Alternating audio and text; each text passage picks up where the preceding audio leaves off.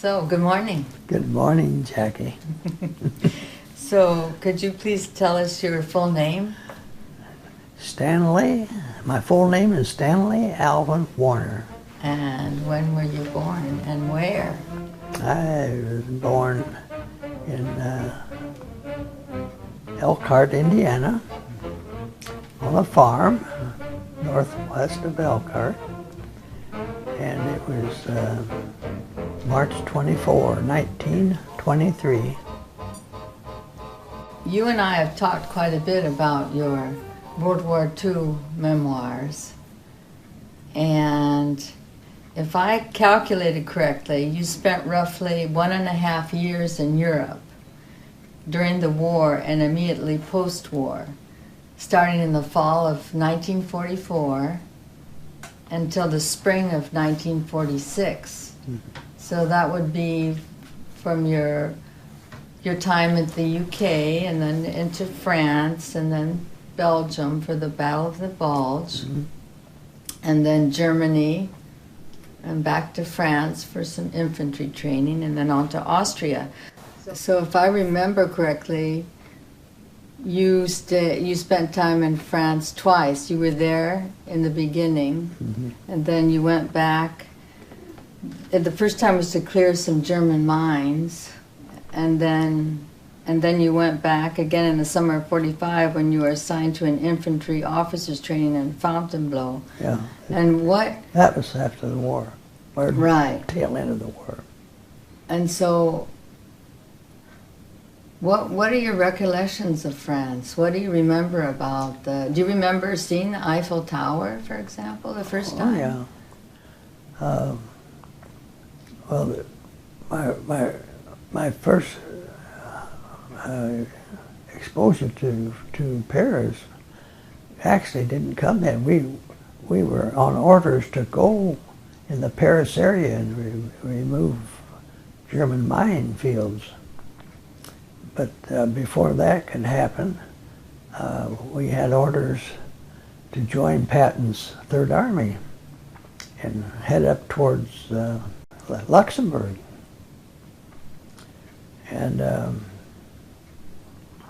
so we never got to the Paris mines, and we put on boxcars and trucks and finally got up to where Patton wanted us to start. Jenny told me about, you told her, my younger sisters, about some 500-pound bomb or something that you had to, a timing device or something that you had to, can you tell me about that? Well, I was often given assignments. At the time, I was a squad leader in the combat engineers, and sometimes there were things that I got assigned to that had special interest. In this particular case, the armed forces that we were attached to had just cleared out a nice big beautiful country building, home, and it was several stories high. So it had been used as a German headquarters, and they knew quite well that if we came through, that's what we would use it for. So they planted a lot of booby traps and so forth. So I was told to clear it out, and I took a man with me, and we started, and there was 3 or 4 in the traps. Cameras were trapped, and chairs were trapped, and there were several things happened, and I sent my other friend down to check the basement area, and I went upstairs pretty soon he called me. He had found underneath the stairway to the basement was a pile of coal, and the thing was ticking. Uh-oh. And so he wanted some help with him with that, so we removed the coal, and there sat this 500-pound American unexploded aerial bomb. So it was, okay, so it wasn't a German, so it wasn't the Germans that set it up, it just happened to be an American bomb? No, it was, the Germans had their own timer on it. Oh, okay. Oh, I gotcha. It had landed there, it was dropped by the Americans, and they used that against you. They used that to help Gotcha. set for the explosive to blow that place. Yeah. And did you have any idea how much time you had before it went off? Never. And I contacted headquarters, battalion, asked, in the military there was a manual for everything. And there was a manual that we had, that I had, on German timers, and it wasn't in the book. And so I contacted the battalion and asked if they had anything on, and they said no. So it was up to us to, and we fortunately got the device off of the bomb and sent it through the channels. But we never heard anything else about it. You never got any commendation for that? Never got a commendation, anything for it. but it didn't go off, and that was our gratitude.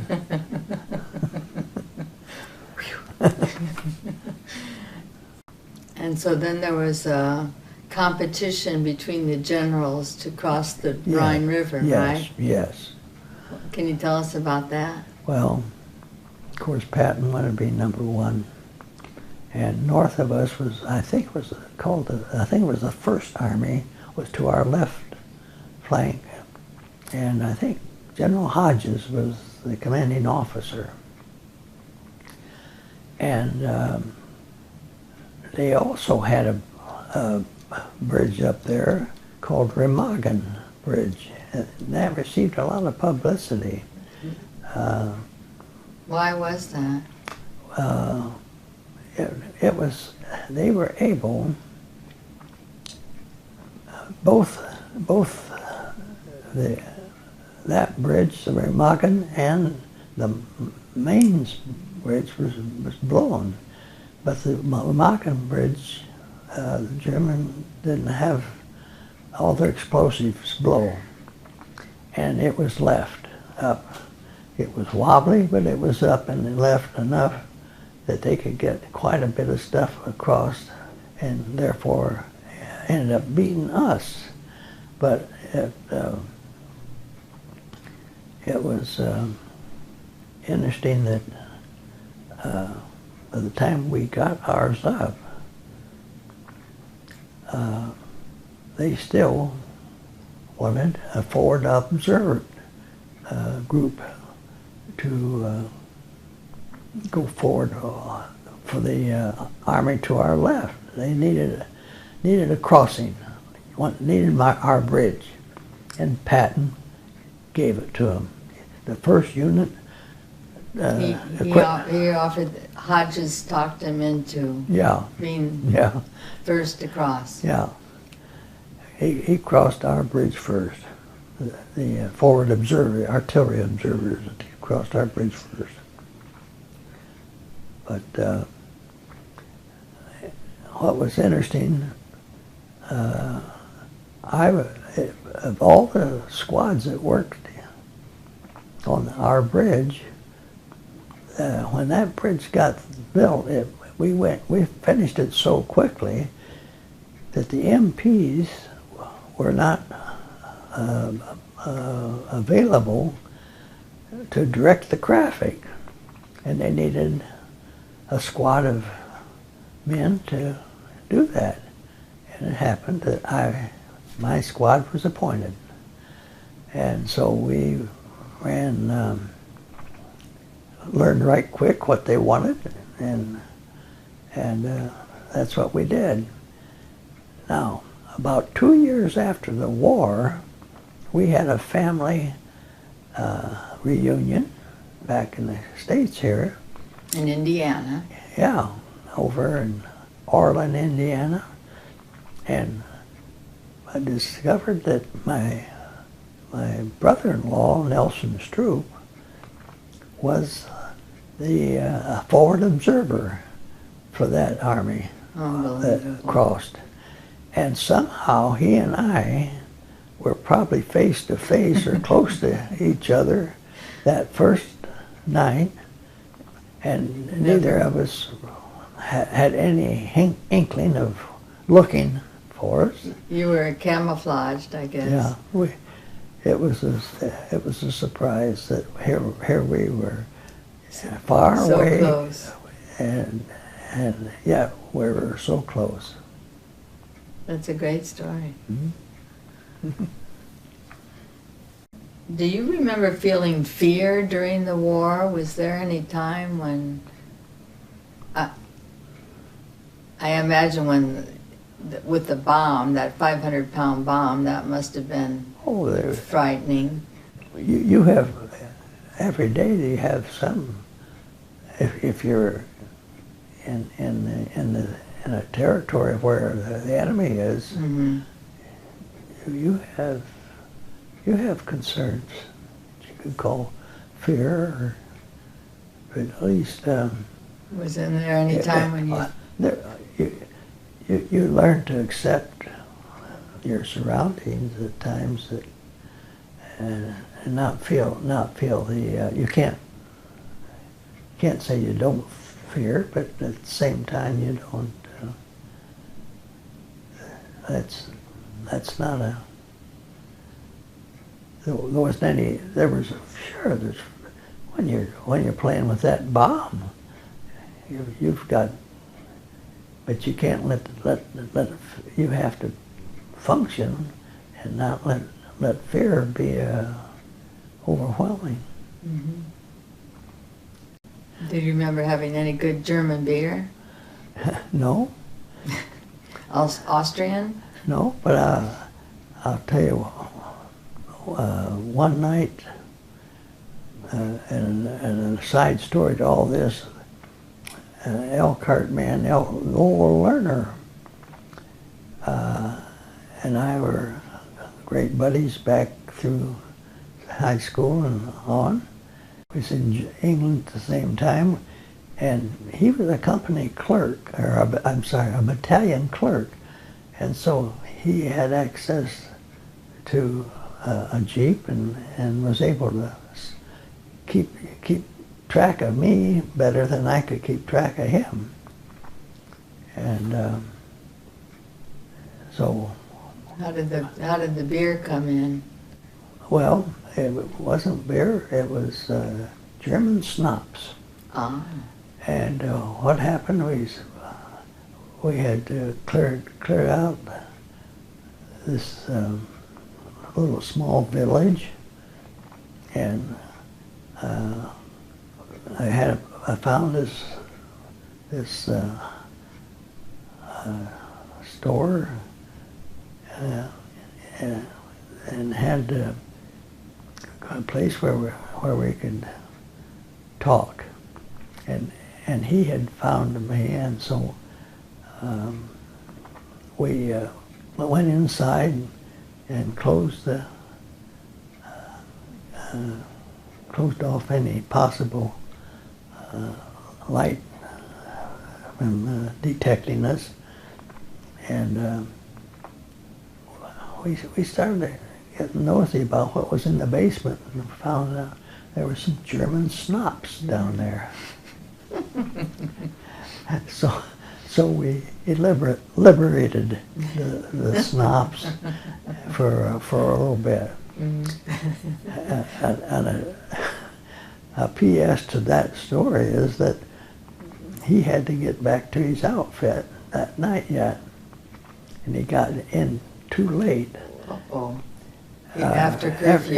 Every day had a change in the password, and the hour it changed was 11 o'clock at night.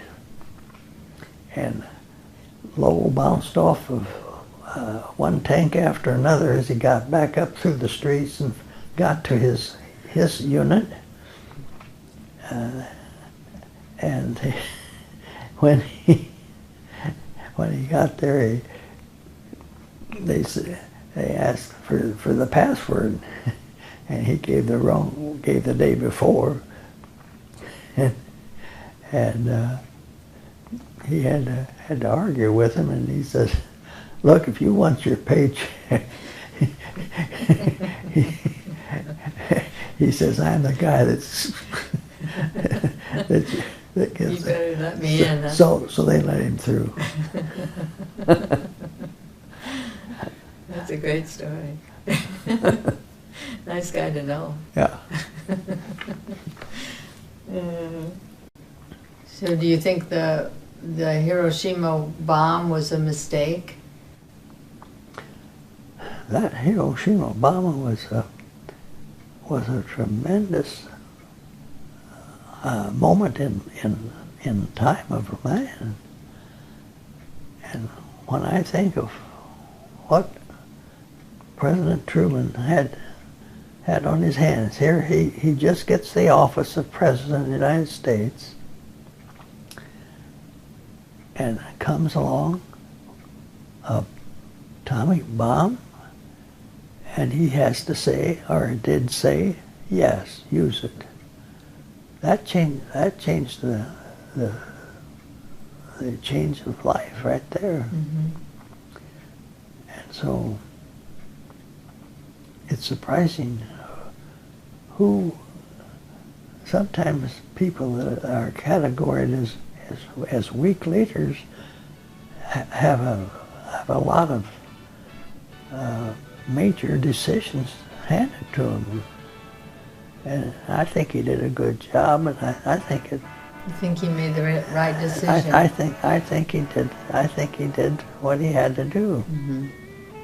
Mm-hmm. Yeah, I don't know. Mm-hmm. Okay.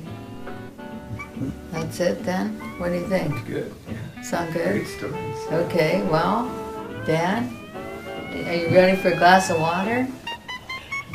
Yeah, and I got to do the other thing. Right. I got to get rid of water. Okay, go for it.